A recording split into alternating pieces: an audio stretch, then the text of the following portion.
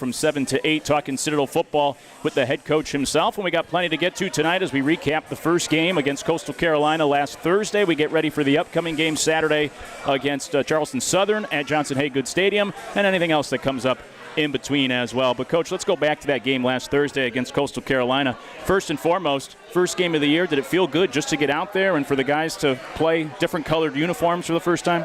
Well, I tell you what really felt good about the game was the environment. I thought Coastal Carolina turned out as they should. They're a top 25 team. They had a really good student section, so it kind of felt like it was normal again. It felt like probably what it's going to feel like on Saturday at our place, being that it is homecoming. It is a crosstown rival for us. So hopefully we'll have the same turnout. We'll get the same excitement level. When you played Coastal the last time prior to Thursday was that playoff game 6 years ago. The Citadel beat them, and now you play them. They're a top 20 FBS program. Try to put into perspective, I mean, the growth you've seen in between the matchups from that program 2 hours from here just in the last few years. Well, you can tell they've invested a lot of money into the program. Just the stadium alone is probably twice the size that it used to be. They've got, combined with everything else, the graduate transfers, the transfers, everything else that they had, I thought he's put together a very nice ball club. He'll be. I don't know that they will lose a game in that conference. They'll have a couple of tough matchups, maybe with App State, but other than that, I think that's going to be a team that's going to compete for the championship there in the Sun Belt. You mentioned that stadium and, of course, their teal-colored turf. I know you mentioned it in your press conference. I don't know if it was in jest, but did you really try to have some sort of Citadel blue turf at Johnson-Haygood Stadium when we put the turf in? I did recommend it. I thought it would be kind of cool. But it does get a little bit overwhelming at times. And even that turf's faded out a little bit there up in the teal, but there is a glare that comes off of that, and it can be very challenging at times. Yeah, certainly. As the season started Thursday at Coastal Carolina, do you imagine a more normal season? I mean, obviously you played fall, spring. This year we hope we get all the games in the fall as scheduled. But even just in terms of the testing and the protocol and the fear of COVID, do you imagine a more normal season now compared to the last time you guys were playing games? Yeah, it's already felt a lot more normal. We had a normal camp. We've had some normal practices. Now, have we had guys that have had to sit out for a few days? Yeah, we at one time we had a few that had to sit out, but hopefully we've overcome a lot of those. And you still got your obstacles and challenges in the way, but that's going to happen from year to year anyway. We just going to have to deal with them. It was such an unusual last season with the fall to the spring. What has the last 5 months been like, from playing in about April to then having that mini off season and the summer to now getting ready for a more normal fall season? What was it like to go through that? Somewhat refreshing. And we had somewhat of a normal summertime. I thought we had a good weight program. We had a good solid 6-7 weeks right there, where the year before we didn't get that in there. I thought that was important for us. And so that really took up. Besides that, our guys were gone for I let them go April the 16th, which is kind of the last day that we played, all the way until about June the 14th or 15th. So they had a good solid couple months off there where they got away, we got away from each other.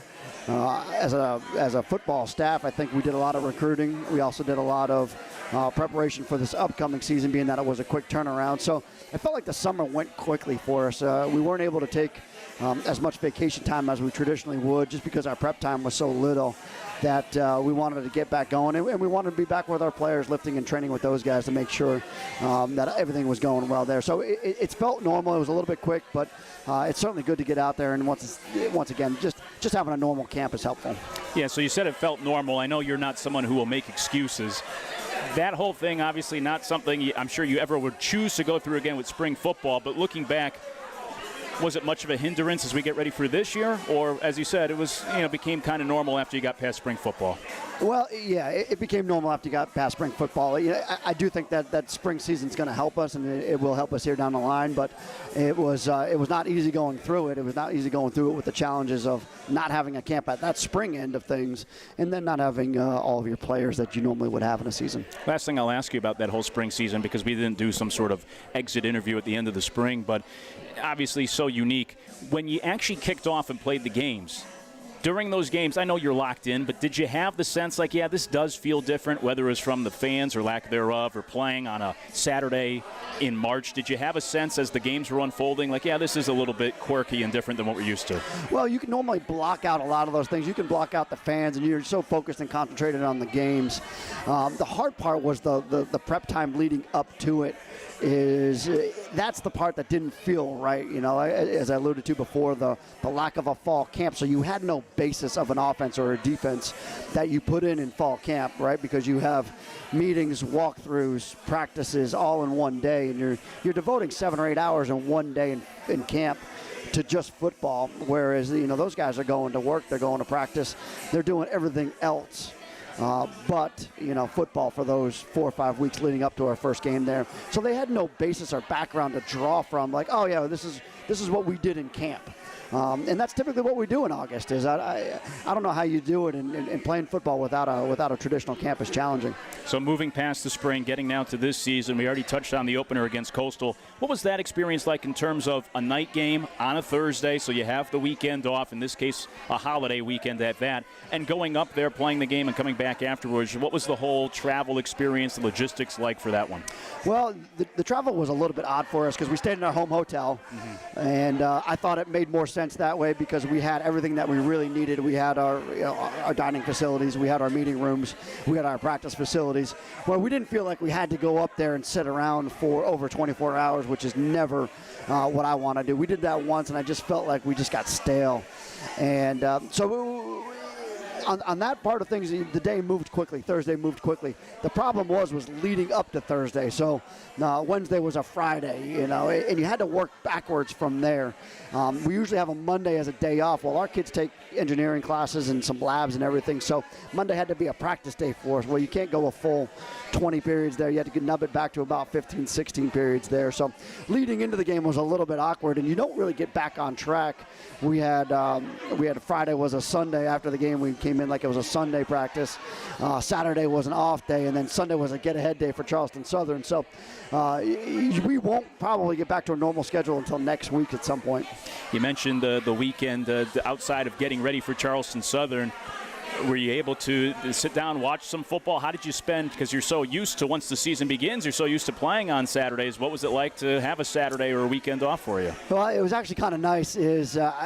We floated back and forth. I went down to visit my mom and dad right there. I brought the girls with me. Tiffany took the day, and she had to do some things. So the girls and I, we did a few things. We went to the park. We rode our bikes. I caught a little bit of the Penn State-Wisconsin game in there. And then we came back and grilled out there, and I caught a little bit of the Clemson-Georgia game. So I didn't watch as much football as you would think. You kind of get a lot of football during the week. But it was nice to be a little bit of a fan right there and just kind of hang out for the day, knowing full well that we had to get back into the swing of things on Sunday morning. Of course, ETSU had the big win over Vanderbilt this week. And what I've always found interesting about college football is if you talk to an SEC fan, they root for their teams in the SEC in a bowl game. The teams that they compete against, and then when they're playing somebody else, they root for them. They have that great pride in conferences. As a coach in the Southern Conference, is there any of that as long as you're not playing them in non-conference games, when you're not competing in the standings, do you root for the Southern Conference to represent the conference well, or do you want, you're competing with these teams, do you want them to lose these other games? Well, just more recently, I have started to root for them. At one point, it was one way or the other. It didn't really matter to me at that point. But the last probably year or two where I felt like we haven't done as well as we usually do and as we should have done, or as well as the Southern Conference is, really. But I'll say this, last week we had a good week. Yeah. I thought Western performed well against a team that I know fairly well. We played them last year, Eastern Kentucky. Sanford goes out with a big win over Tennessee Tech. Of course, the ETSU win is a big win. VMI beats the Pioneer League champion team right there. So, and then you had, Mercer beat had a win, and then Wofford and Furman both get wins. Colonial team and a Big South team that's a pretty good one, the North Carolina A&T. So I thought we had a good quality wins in there. And that you'd like to see out of your conference do well. And for ETSU, beating Vanderbilt the first time an FCS school beat an SEC school since the Citadel beat South Carolina 6 years ago. We'll continue to talk about that game against Coastal last week and also get ready for the upcoming game against Charleston Southern this Saturday here for the Coaches Show as Coach Brent Thompson is joining us, coming to you from Big John's Tavern at 251 East Bay Street, new location here for 2021. We'll take a break, come back with more here on the Coaches Show, brought to you by Cutwater Spirits on the Citadel Broadcasting Network.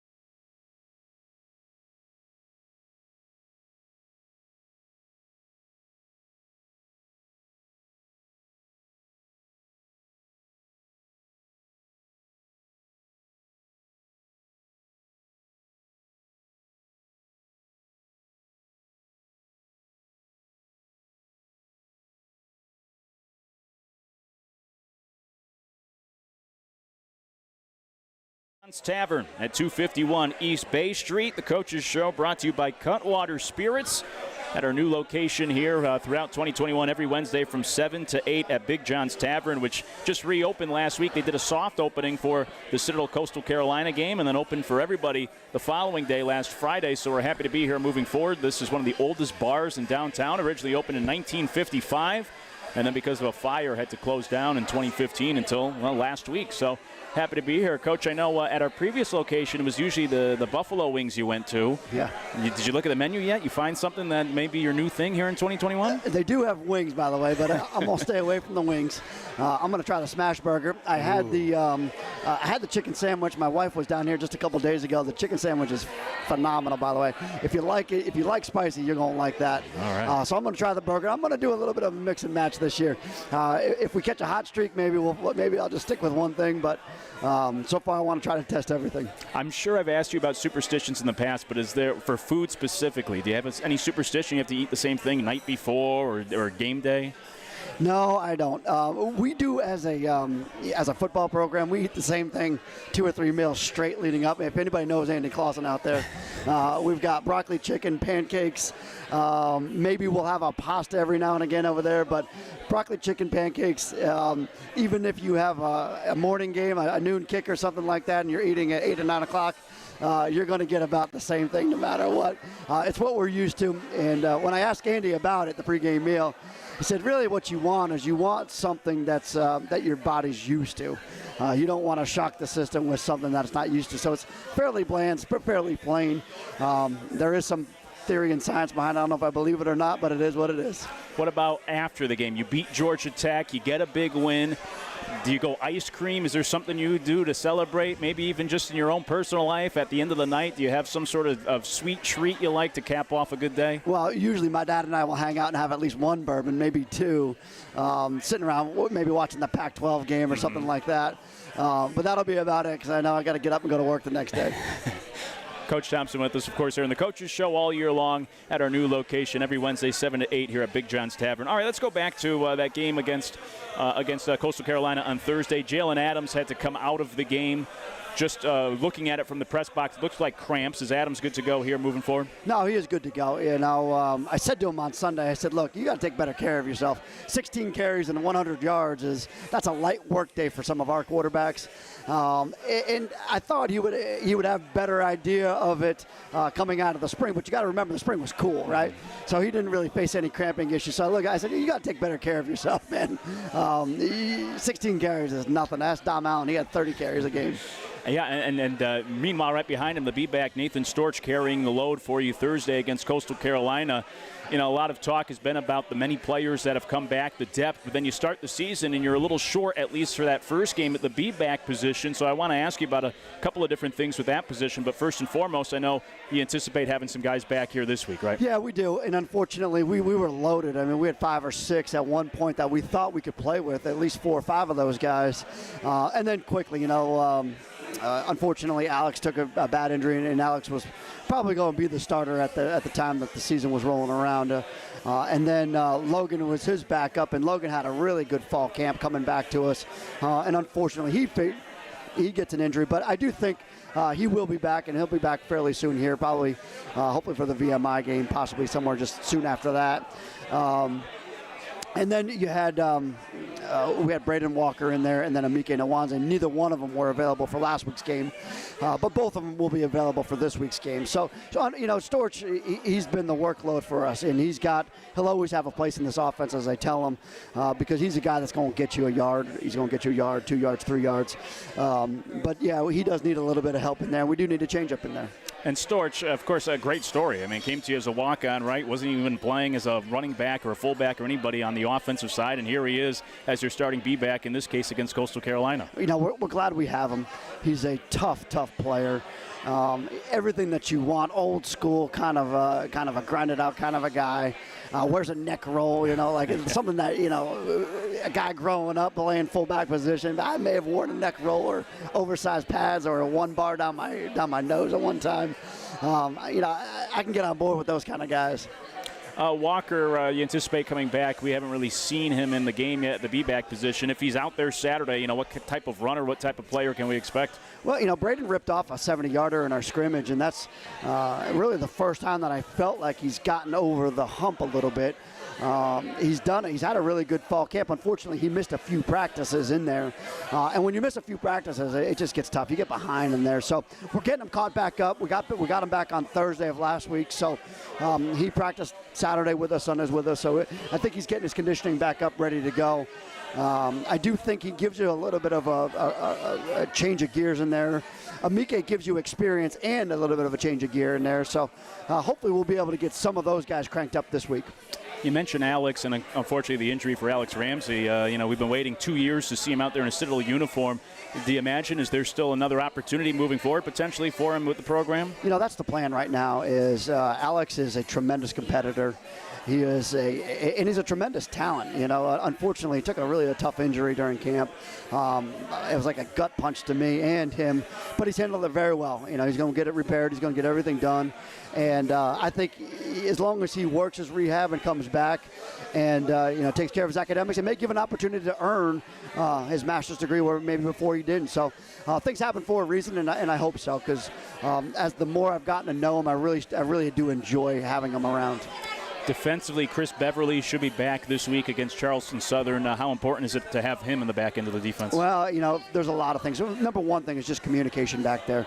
We had a few blown coverages, as it was very apparent, probably not just to the coach's eye, but also to all the other coaches and the fans in the stadium. We had a couple blown coverages in there, not necessarily the corner's fault, the safety's fault, or anything. It's just a lack of communication, and those things you take for granted when you have a 3- and 4-year player back there, as Chris is. He'll be able to get everybody set up and straight, and I think that'll be helpful for us too. Defensively, of course, you go up against Coastal. They have a really good offense, really good quarterback, so it's tough to judge compared to the other teams you're going to face the rest of this year. But what did you think of your defensive performance in Thursday night's game? No, we didn't play well. We didn't tackle well. I thought it was very, very disappointing, and we just know that. It's something that you've got to admit, something that you've got to get better from. And I'm not upset with those guys at all. We just got to get better with them, because certainly anybody can have one of those days, and we just had one of those days. Now, they're good. What happened was when you make a mistake, they exploited it, right? Because they're fast, they're quick. The All-American at tight end, they got All-American at quarterback. The guy's on all sorts of watch lists, and he's there for a reason, right? So what we've got to learn from it is you better prepare all the time to go in and make the right calls. You better prepare to make those tackles in there. And part of it was they adjusted the rules right now is where you're not hitting and tackling as much, which it's all safety and it's all a lot of probably concern over the head injury, which I get and I understand. They limited you to 9 full padded practices during camp. So you take 25 practices and you limit it to 9 tackling practices. That's tough. That's challenging. Is for a ball club that needs to hit and a ball club that needs to tackle, we mean as much. You can't go out there and tackle rolling dummies all day long and expect to go out there and tackle somebody. This is a tough game, and you've got to be able to tackle live people at some point. On the other side, offensively, you guys had a pretty good job being able to run the football, and it seemed like you found the groove in the second half offensively. What did you think overall of the offensive performance in the opener? I'm always going to be very critical of them because, that's the side of the ball that I work with. Number one is we need to stay on the field a little bit longer. We need to recognize when our defense needs help.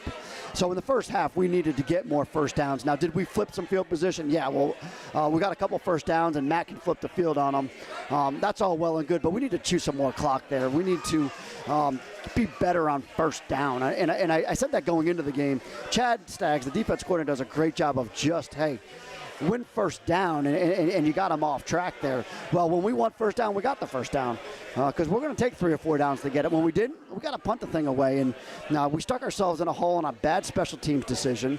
We got to the 7-yard line. Well, we're able to get it to about to the 30-yard line and flip the field a little bit on them.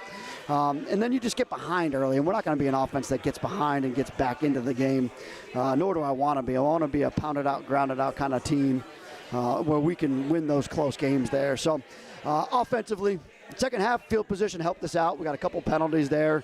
We got good field position on the kickoff return. We put together 2 13-play drives, that's us. And we settled into what we can do. We just said, hey, look, let's beat the fullback in there. Let's take what they're giving us. Let's let Jalen run a little bit in there. And even when Derek came in, I thought we didn't see any fall off at all. And he had that nice play with the end around with Riley Webb. He's such a playmaker. I mean, we've seen him in this program for years now, and I know you just like to find different ways to get the football in his hands.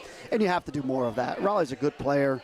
He's an NFL prospect. He's got tremendous speed and ability. So you got to find different ways. If you can't just throw it to him, you got to flip it through him a little bit.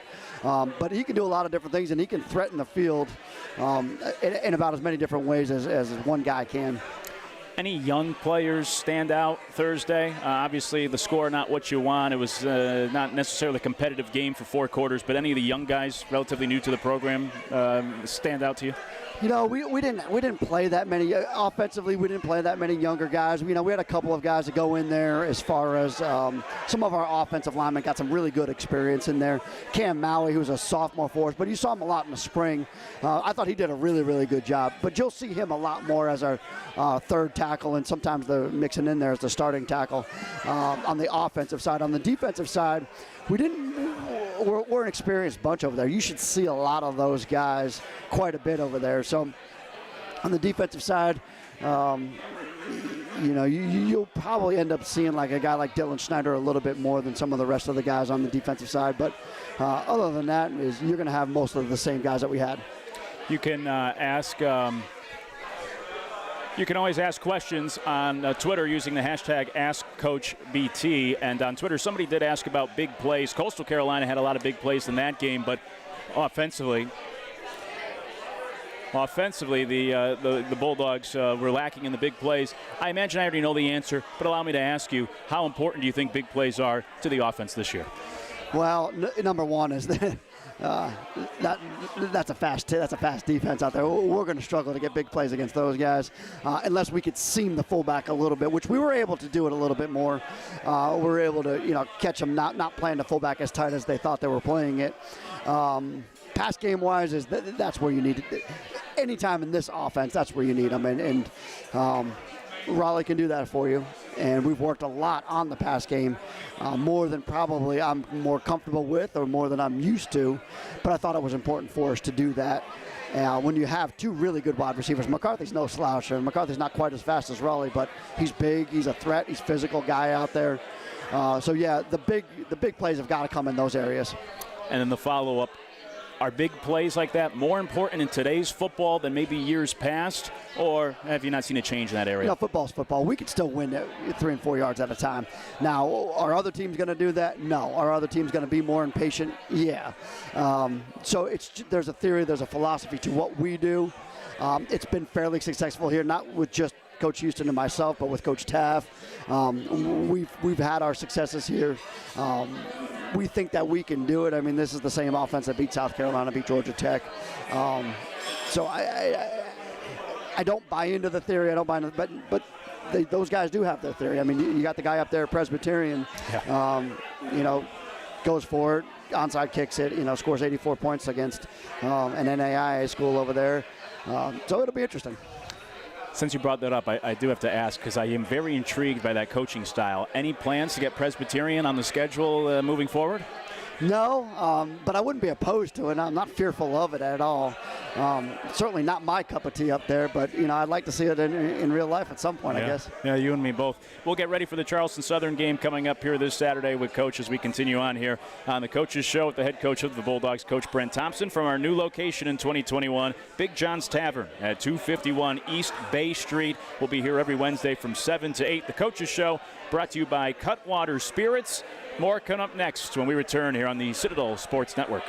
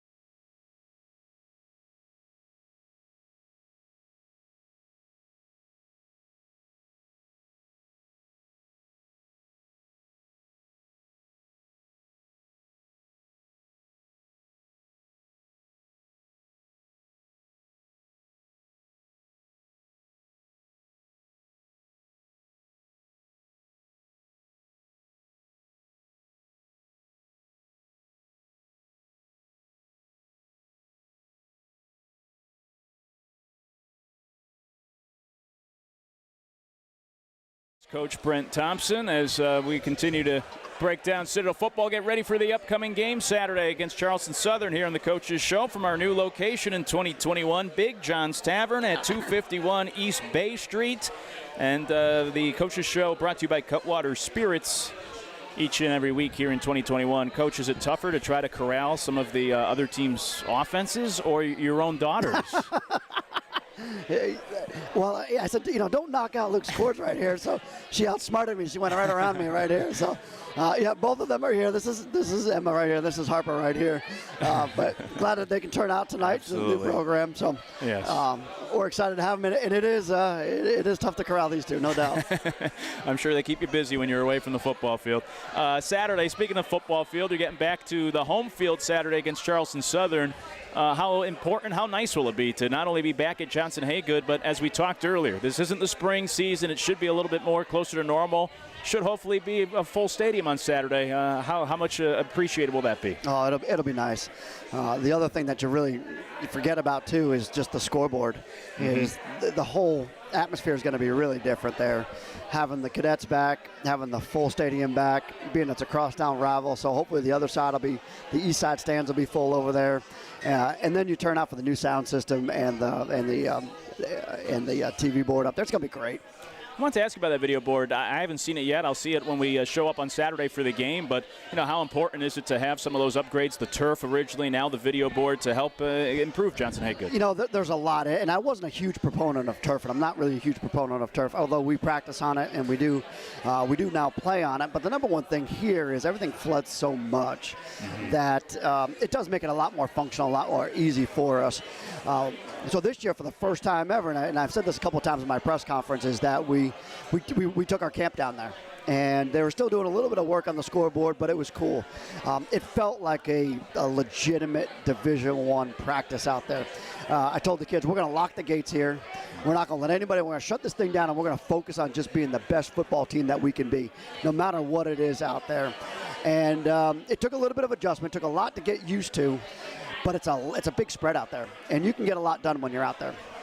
In regards to that video board, from a fan perspective, from a broadcaster perspective, it was always great to see the stats. The old video board, sometimes it'd be hard to read the numbers or it didn't work. I imagine that obviously would be much better now. I'm wondering, as a coach, I know for basketball they get the stat sheets every media timeout. Some coaches say, I don't want to see the stats till at least halftime or till after the game. Other coaches, they want to look at the stats. For a football coach, are you aware of some of the numbers in the game? Do you care about that, or is it really just about feel when you coach the game? A lot of it's feel, really. I'll go up there just out of curiosity to see. But as you said, it was untrustworthy at one time.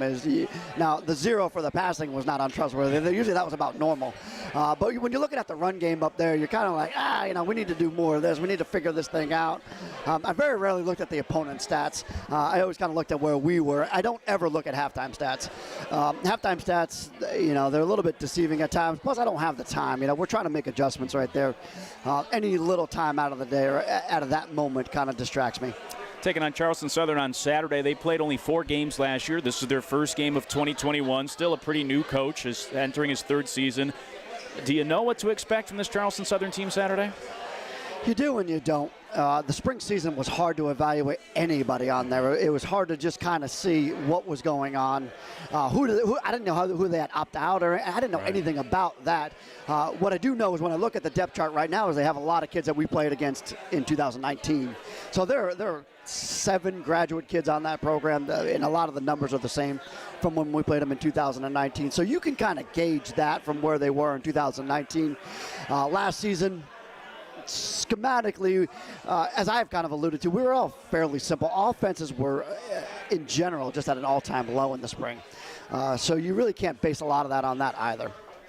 When it comes to actually playing Charleston Southern, this game's been back in the schedule last year because the pandemic couldn't play this year, obviously playing Saturday. I've asked you this before, but refresh my memory. Do you like this idea of having that crosstown rivalry, being able to play Charleston Southern? I love it for a lot of reasons. One, it is a crosstown rival, but number 2 is it just makes sense. We've got 7 or 8 FCS teams in this state. Why don't we play them all? If we're all concerned about, number 1, gate, bringing fans to number two, your travel, is you can limit those by just scheduling teams. As long as your schedules make sense and you can do it, I think it makes perfect sense. South Carolina State's on the schedule here in a couple of years. I was a proponent of getting those guys back. It's an hour and 15 minutes up the road. Why don't we play them? And then you got a lot of the Big South teams in there that I think we could play. Have you built much of a relationship with Coach Denson in his 3 years here? No, not so much. We've communicated. Unfortunately, we've communicated probably on the worst of terms, and that was, he had a couple of deaths on his team over the last 2 years, and then. Unfortunately, when Rashad passed away, we communicated there, just, looking out for each other. But other than that, we haven't communicated too much. Yeah, as you said, terrible situations that you guys have had to talk to one another. I know as a coach, I'm sure you see these kids, almost like kids of your own, your players. I imagine that's got to be the worst case scenario, the worst fear for football coaches to hear terrible news like that. I've had it once in my career, and it was when I was at Bucknell. And it was one of the hardest things to go through, and I couldn't imagine going through it as a head football coach. Losing Rashad, our FCA chaplain at the time, was hard enough. And we were all kind of separated for that one. But it's nothing that you ever want to make that call to a parent and say, your son this and that, no matter what it is. Right. Yeah, certainly terrible. And our thoughts and prayers are with that entire program and the family for Charleston Southern. As we get ready for this game Saturday with Charleston Southern at Johnson Haig, a 2 p.m. kickoff, I asked you about what to expect, but I do know when Denson came in, he kind of changed things offensively. So going back to what they did in the spring or even what they did in 2019, what is this offense like now, or what do you believe it's going to be like for Charleston Southern? Well, and they are and they have been, but they've settled into the air raid system, really, essentially. Very similar to what we would see at Samford. Mm-hmm. They're going to throw it quite a bit, but the quarterback run game is a little bit more than what Samford has. Is if you can kind of whether it's a scramble or a quarterback run, I think the quarterback runs fairly well. That's the one thing that we've got to watch out for, aside from all their passing schemes and everything else. Played that game Thursday against Coastal Carolina. Now you get ready for this one on Saturday. Obviously for Charleston Southern, this is their first game, so they've had all summer to get ready for this game. But for you and your side, do you appreciate having a few extra days to get ready for this one? We do. I was a proponent for the Thursday. I think it's a smart thing. One thing it does is it lets you come in 2 days ahead of time. Mm-hmm. So you still get your 25 practices going into the Coastal Carolina game. And then you pick up an extra day or two on the back end for the Charleston Southern game. Now, Charleston Southern, they didn't have a first game, so they've been preparing. Probably get a good solid 9-10 days for you anyway. That Coastal Carolina game Thursday night, there weren't a ton of games on Thursday. This one was on ESPN+. It was in-state against Coastal. Was that a good opportunity just for exposure for the program to play Coastal? It is. And as I said, just being in-state helps. Yeah. It's close for our fans. It's close for our guys. It's close. We've got a lot of people that know people up there. So I thought it made a lot of sense when we scheduled it. Charleston Southern on Saturday begins a run here of 3 straight home games. The Citadel, you don't go on the road until October.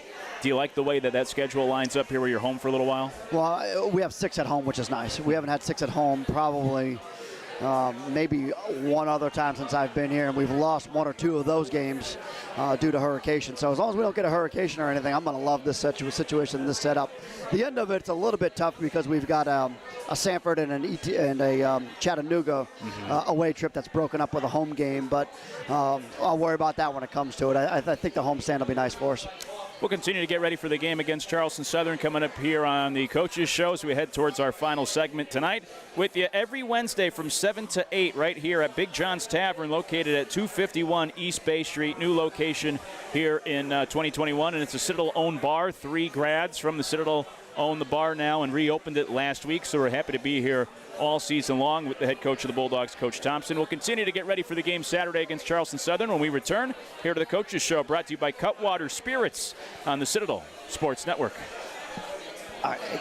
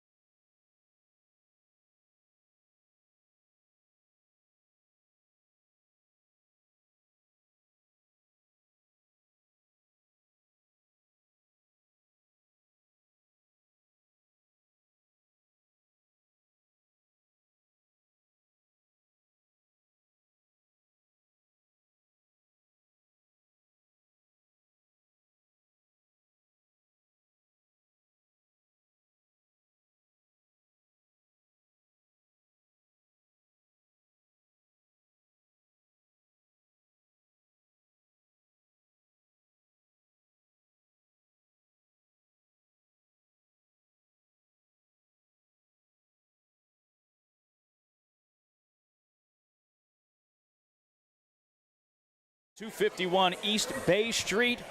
You can come join us every Wednesday from 7 to 8, or listen right here on the radio or online at charlestonsportsradio.com, also through TuneIn Radio, your smart speaker, or you can watch the video as you listen along on YouTube by looking at the Citadel Sports account on YouTube. So many ways to hang with us every Wednesday throughout the season from 7 to 8, or come see us in person at Big John's Tavern, 251 East Bay Street. The Coach's Show brought to you by Cutwater Spirits here in 2021 as we get ready for the game Saturday against Charleston Southern. 2 o'clock kickoff, so coverage will begin at 1 o'clock from Johnson Haygood on all of our affiliates and radio stations with the Ashley Furniture Home Store Stadium Show as we get ready for the home opener in 2021. The NFL season begins tomorrow night, and for the Citadel, they'll have a couple of guys representing the program in the NFL. Delaney making it with the Tampa Bay Buccaneers. Have you had communications with him over here the last few weeks? We did, and I had 2 sets of communications. One is when he got robbed of the interception. If anybody knows, I mean, it was a terrible call. Kid makes a great play on the goal. There was no pass interference in there. So I sent him a message. I said, hey, man, I thought you got robbed.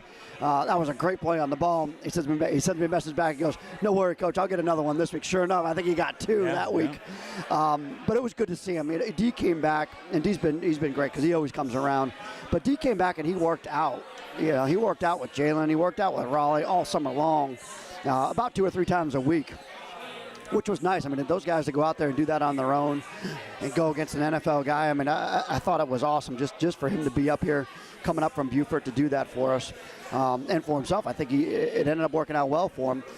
He's a guy that's was out of the league for a couple of years, persevered through it, didn't give up on his hopes or his dreams, and he's made it. I hope he continues to make it. I know Noah Dawkins was in camp. I don't know if he made the final roster. Have you had No, Noah did not make the final roster. He may get back on as a practice squad player, though. That's what I'm hearing. And then Andre Roberts, obviously before your time, but has had a great career in the NFL. Just in your time here at the Citadel, have you been able to get to know or meet Andre at all? No, we haven't, unfortunately. When Cortez was playing in the league, right when he got out, I invited him back to speak to the team. He had a little bit more time. Hopefully I'll get an opportunity to get Andre to come back. It's just difficult when he's in the offseason. I think he's in off-season mode, playing golf with Larry Fitzgerald and going all over to Africa and playing golf. And you can't tell that I'm jealous or anything. Yeah. I look forward to it, though, getting to know him. Yeah, and the NFL season kicks off with those Buccaneers tomorrow night. The Citadel kicks off their home schedule Saturday with Charleston Southern. Obviously, of course, you'd want to see a win first and foremost, but just in general, let me ask you a broad question. What would you like to see from your team in game number 2 of the season? Well, I'd like to see us build on what we did well against Coastal Carolina. Now, we didn't do a lot of things well, but we moved the football. We took care of the football, and we had very little penalties. And those were 2 things that I thought coming out of the spring season we really needed to be better at. We just needed to be better. Our special teams were a little bit better. We had the one failure at the beginning of the game, but other than that, I thought we did a pretty good job. We flipped the field. We had a couple of good kickoff returns, which was helpful. Defensively, I think the things that we did well, we played hard. We played fast. The things that we obviously needed to do better was just tackle and make our checks better. Yeah, you mentioned the penalties in the spring. That was something that was unusual for one of your teams to commit some of those penalties. Was that just simply kind of an inexperience or guys being in new positions that could be different here in the fall? Well, inexperienced, frustration. I think anytime that you get a lot of personal foul penalties, that's frustration, that's composure, that's poise. And that was one of the things that I had preached over and over in fall camp was keep your poise out there. They're going to try to bait you into something. Don't bite it. Go between the whistles. We talked about Jalen Adams earlier. I know one of the storylines that's been written about is that learning curve. He was able to play in the spring, maybe earlier than planned, but he got some important reps. Now he's the guy here for a more traditional fall season.